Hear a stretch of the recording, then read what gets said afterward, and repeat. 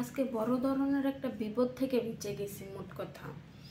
তো কারণ হচ্ছে যে আমার এই কেটলিটা কেটলিটাতে আমি পানি দিয়ে, এই যে কেটলি নোভান, আমি এটা স্বপ্ন থেকে কিনছিলাম।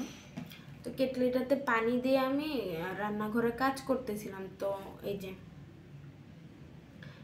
এত জোরে ব্লাস্ট হয়ে এটা ফাটছে যে আমি এত ভয় পাইছি, যেটা সত্যি কথা।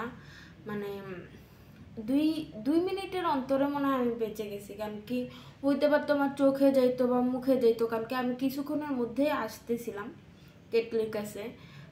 যেহেতু কাজ করতেছিলাম, গরম পানি দিছি, তো 2 মিনিটের মধ্যেই দেখা গেছে আমি আসতেছিলাম।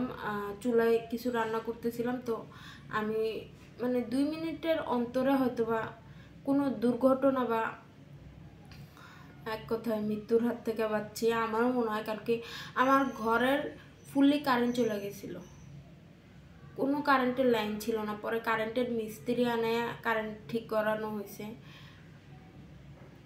হ্যাঁ, আমি এখনো আমার আমি এত ভয় পাইছি, কারণ কি আমি ওখানে থাকতে পারতাম যদি